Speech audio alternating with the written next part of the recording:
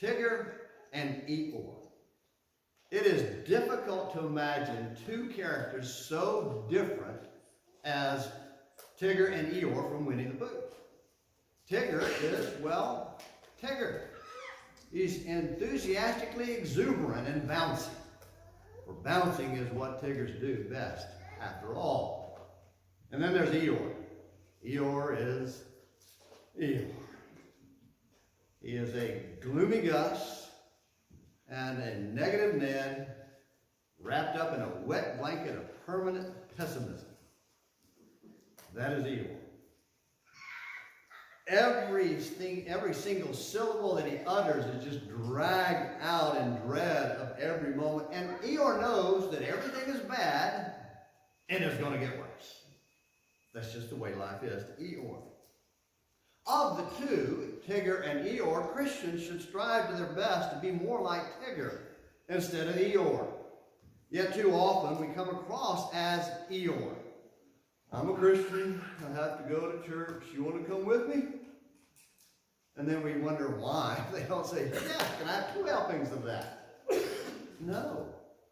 That just drives them away. Or if we actually do get them to come, and then they become depressing Eeyore like us, and then we wonder, wow, they're not much fun to be around. There's no excitement or enthusiasm there. Well, this morning, as we begin working our way through 1 Thessalonians chapter 5, and we'll have 4 lessons from 1 Thessalonians chapter 5, and then we'll be done with the book. And then in December, we'll go into a few other little studies, and then we'll pick up with 2 Thessalonians chapter beginning in January. But right now, we're going to be winding down here in our study of 1 Thessalonians with a subject of a study called Sons of Light. Sons of light, because Paul lays out a sharp distinction here, just like the difference between Tigger and Eeyore, between sons of light, those who are of the light of the day, and sons of dark, those who are of the darkness and of the night.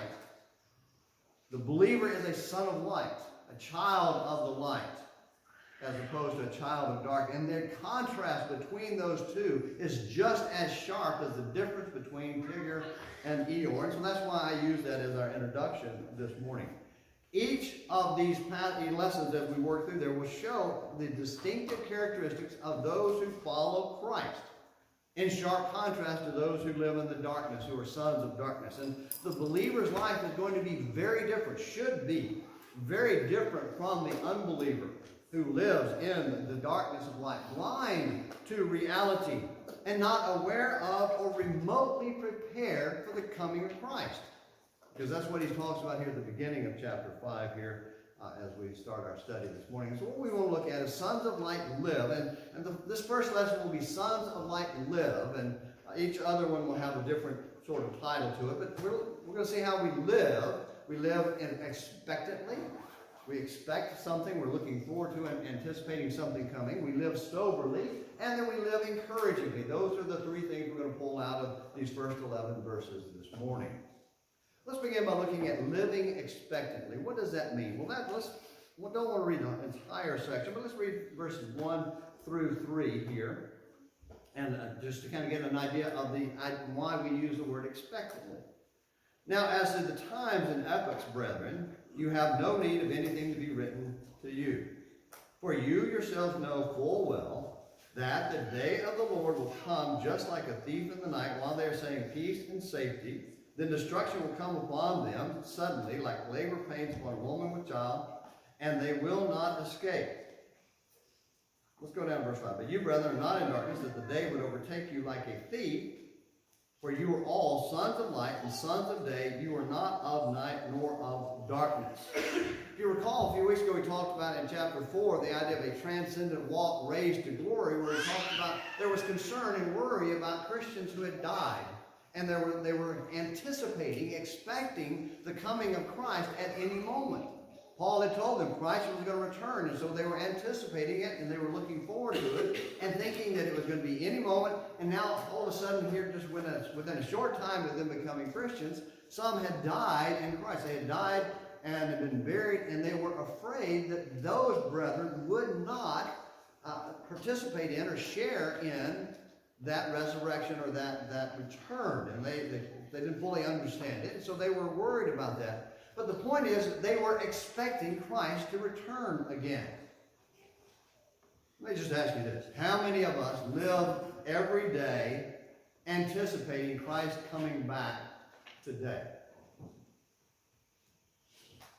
Or are we looking today at, well, if this guy ever shuts up, I can get out and go get some lunch. And thinking about what lunch is going to be, or maybe you got some chores at the house you've got to go do, or whatever it might be. Something other than the fact that Christ could come before we get out of this building. Christ could come before I get to the lunch. Christ could come before I get home and do whatever chores I got to do today. Or, and this would be awful, awful, awful. Christ could come before I see who the Cowboys are playing today. Now, did you notice what I said there? It used to be that I would feel that way. If the Cowboys are playing today, I'm going to be watching that game because I got to know if they're going to win, which they haven't done a whole lot of lately. Well, they did a little bit better, but anyway. Now I don't even know who they're playing today. So if I don't find out, because I'm not going to watch the game. But it used to be that was all I cared about. But to illustrate how our lives can get so wrapped up in what's going to be happening next, we forget about the most important thing, what's going to be happening when Christ comes. Am I going to be ready for him to come? Am I going to be prepared? I was talking to Brother Hayes about that, being prepared just a minute ago. Am I prepared for it? Or am I just going through life, maybe kind of like Eeyore, hoping and worried that it's actually going to happen, and I don't want it to happen? Live expectantly. Now, he reminded them that it would come suddenly, without notice or advance warning. And he uses two illustrations here of the thief in the night and the woman who is pregnant. Now, we have one here that is, and others that have recently had children, and mothers that have had kids. And you know that when you were pregnant and it was becoming that, those last couple of weeks, did you have a date that you said, okay, the contraction is going to start here and the baby's going to be born here? No, not unless you set like a special schedule, a cesarean section. My daughter-in-law has had three of them, and she's having a fourth one later this year, sometime in December, and they've changed the date twice as they measure the child. So I don't know when that baby's going to be born, even though we know it will be by cesarean. But in a normal, regular childbirth, the child is born, the labor pains start when they're not prepared. That's why parents prepare, or parents-to-be prepare in advance.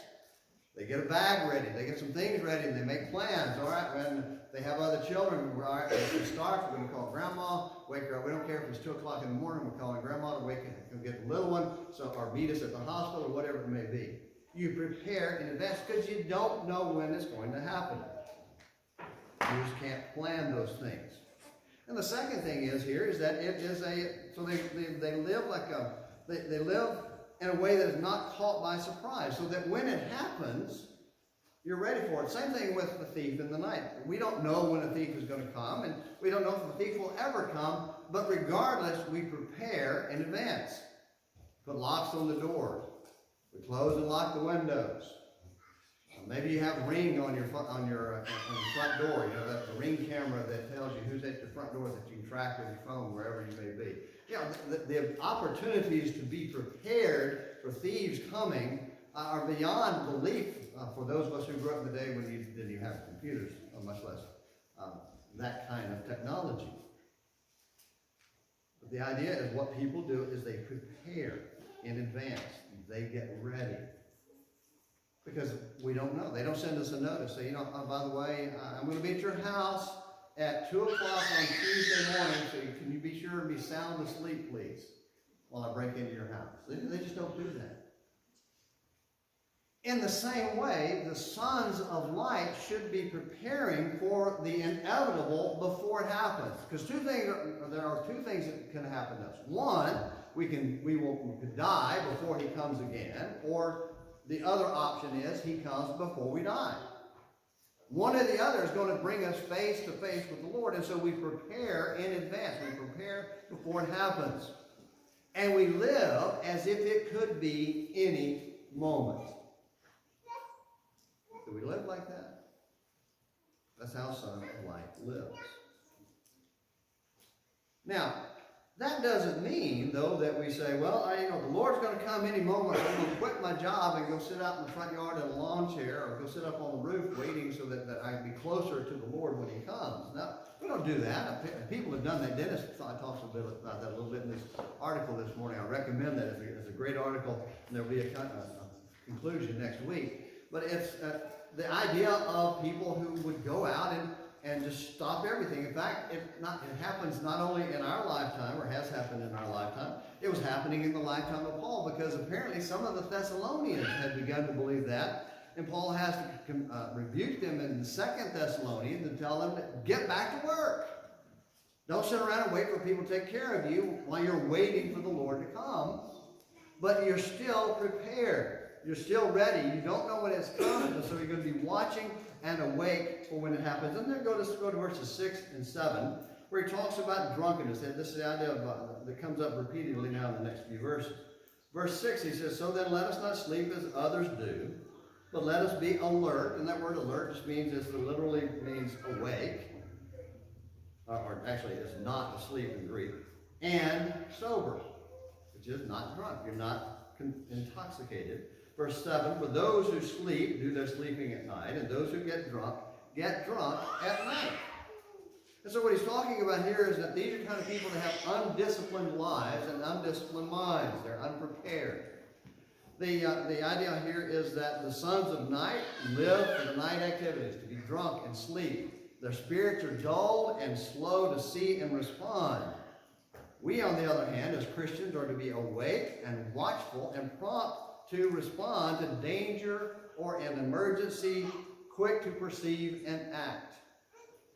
Yesterday there was a small event where some sparks escaped from their container, and a box caught on fire at somebody's house. I won't say about Wendy's, and because it was a little bit windy. And several people spotted that. They were watchful and alert. They said, "Hey, that's not supposed to be on fire there," and it was taken care of. The idea here, of course, for us is that it's spiritual, that our alertness is a spiritual alertness. We are aware that the world is looking out to destroy us. Satan is wanting to destroy us, and we are prepared. Sons of day or sons of the light are alert and sober. Peter, some 30 years, about the same time as Paul, or a little bit later than Paul, wrote something very similar. Turn over to 1 Peter chapter 1. 1 Peter chapter 1, verse 13. Peter says almost the same thing in warning the churches of Galatia that he had written to. In chapter 1, verse 13, he says this: "Therefore, prepare your minds for action." Have your mind ready to act. Keep sober in spirit. Fix your hope completely on the grace to be brought to you at the revelation of Jesus Christ. And so sons of day are prepared to act.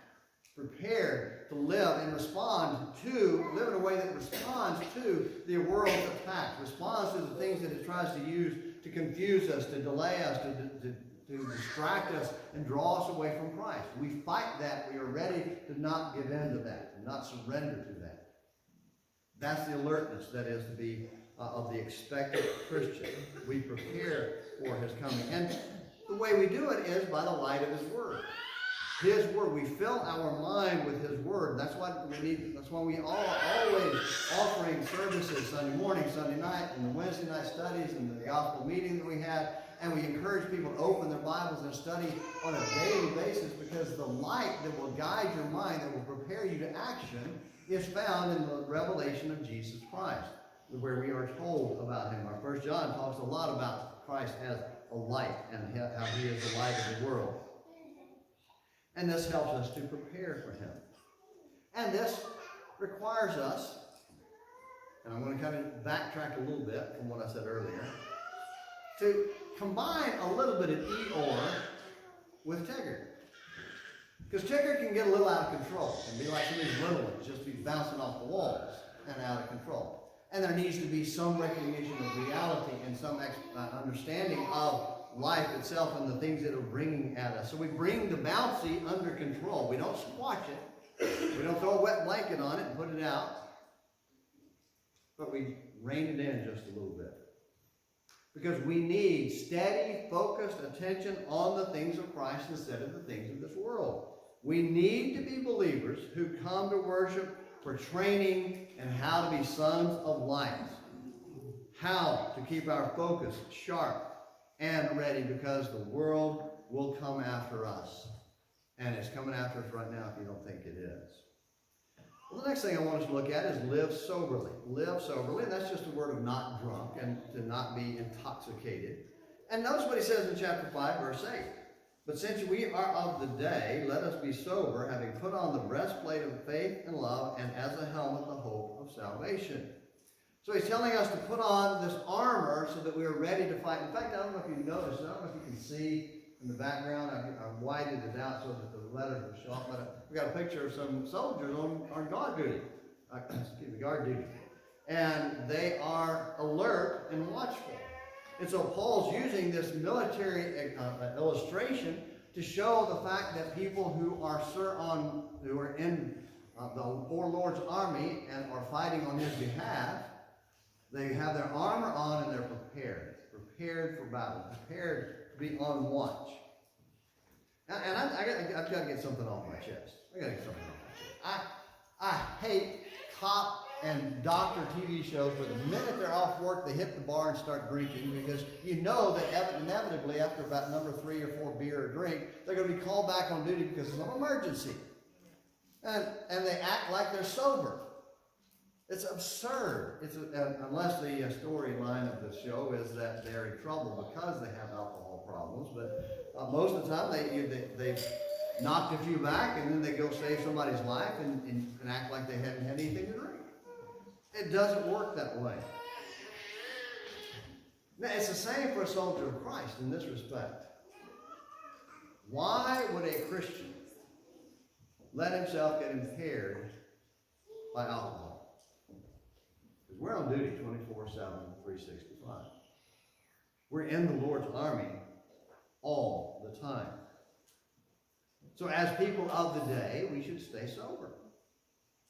We should be wearing our breastplate of faith and love and our helmet of salvation or hope, so that we are ready to do battle when the attacks come. Because if we're sitting there and we've knocked a few back and social drinking with some friends because we think it's okay, and then all of a sudden they're going to be looking at us, and I can tell you right now, if you think that that'll work, that that'll make you more cool or some way more appealing to the people of the world, no, it doesn't work that way.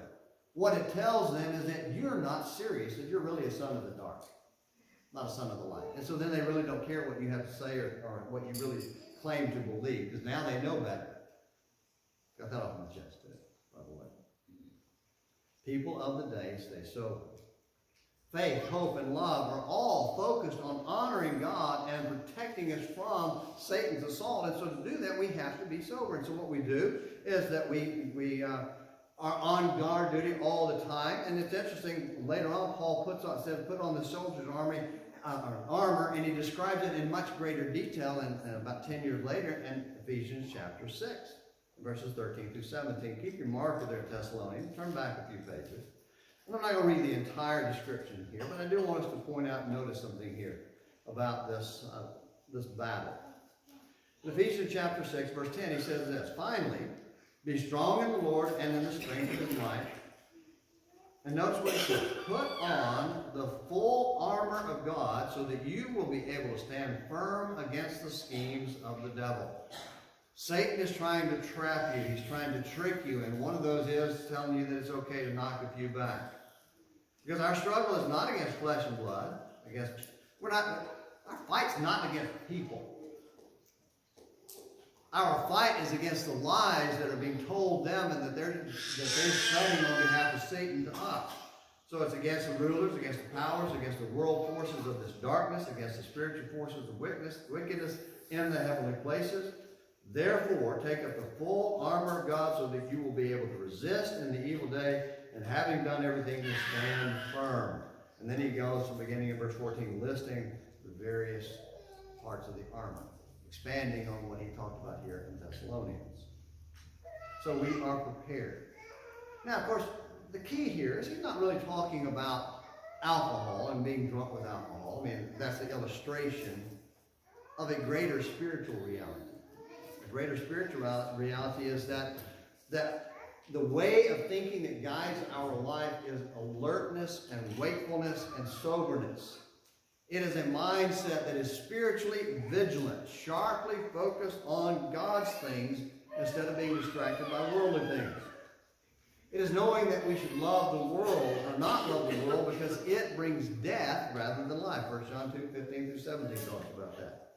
It's being watchful for Satan, aware that he is going to be seeking to attack us.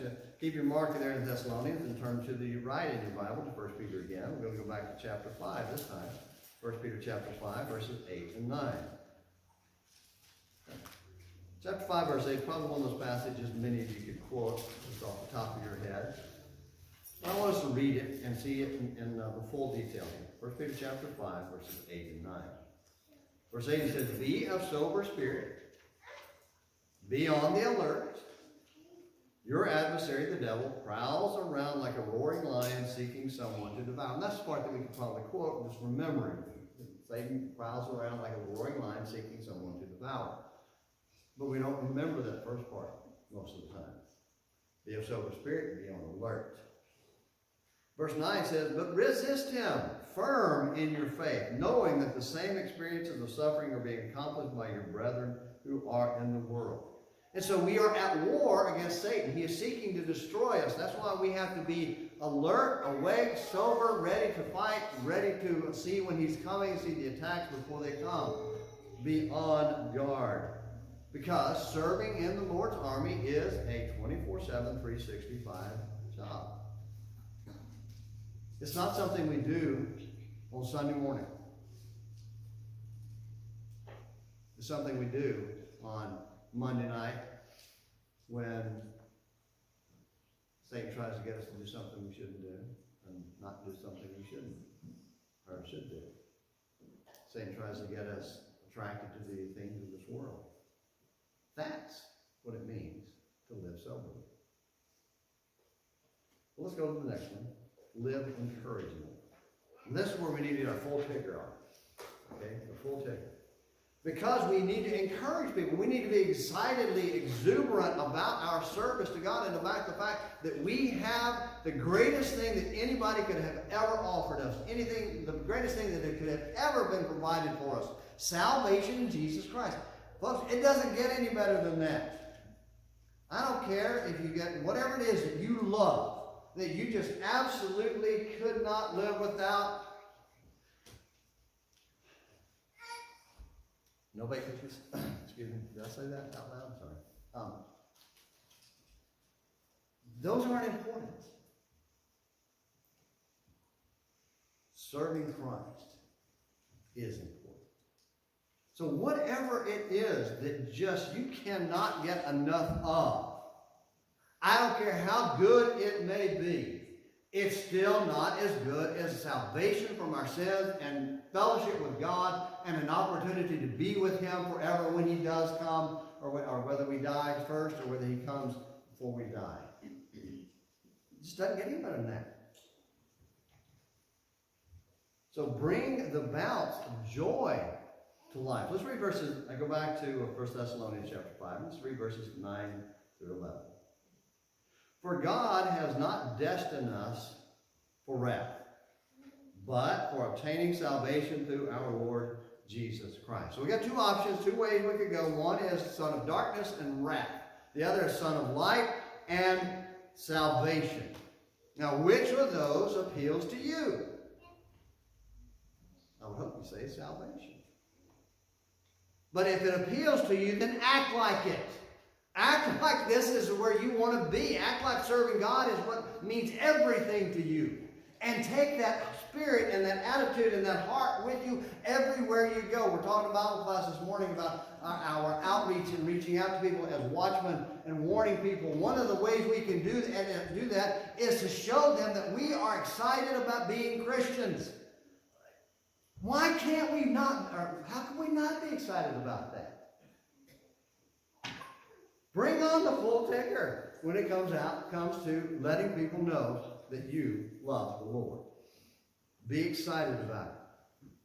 Because I tell you this, if our real outlook on life is a joyless fear that the Lord's going to come while we're still alive, and I've got to go to church, and I've got to worship God, and if that's our approach, that's how we approach our service to God, with zero enthusiasm, as if it is the chore we do not want to do,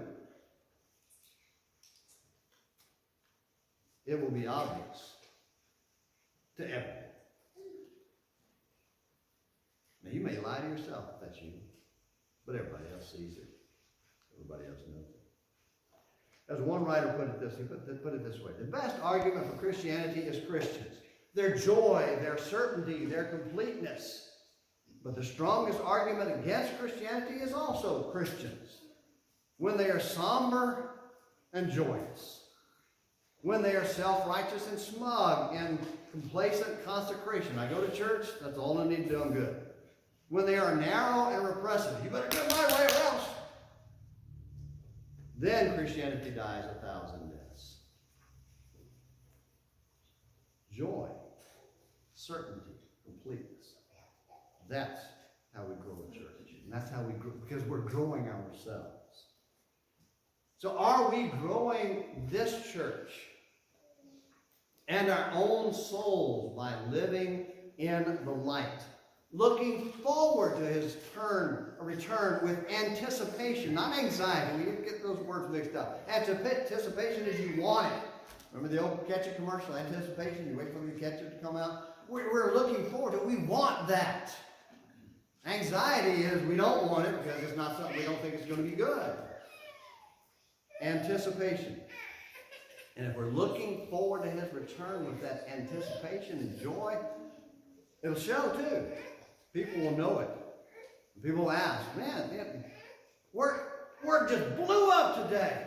And you had a smile on your face. How do you do that? How do you not grumble and complain about work all the time like everybody else? How do you do that? Because you have a master that's greater than your boss at work. You have a hope that's greater than anything this world has to offer. And you let it. And it shows, and it gives you an opportunity to tell people about Christ. And be willing to tell them. That's because I believe in Jesus. And I know that Christ could come at any moment now, and I'm living ready for it. Are you? Can I help you do that? Do that. Ask them that. And this joy will show not just in our attendance, but in the way we connect with each other regularly outside the doors and walls of this building. Connecting to one another. Building connections to one another. Because, folks, we're in this together. And the rest of the world is not in this with us. And so we need to be connecting to one another, building and growing together and learning to be exuberant for each other and with each other. Even when things get hard. Because we know Eeyore's right, some things go bad. So, caring for the lost world begins by caring for our church family. Do we care enough to be excited about seeing them and excited about finding time to spend with them beyond these walls? Sons of light. They live expectantly, they live soberly, and they live encouragingly. Go ahead and get your phone books out. We're going to sing number 280 in just a moment. Brother Steve's going to lead us in that, in 280. And we're just going to end with this one question. Are you a son of light? And if not, will you join us in living like a son of light? Because that's what we want. I want to live like a son of light, and I want you to live like a son of light. And we should all be looking at ourselves in that mirror of our heart and soul and looking at the face of the person around, the people around us, saying, I want you to live like a son of light, because there's nothing better than going to heaven and being with God for eternity. If you miss heaven, you miss all there is, folks. But if you make it, you get the greatest thing that's possible for humanity. If we can help you be right with the Lord and be a son of light, we beg you, we plead with you, please come while we stand and while we sing.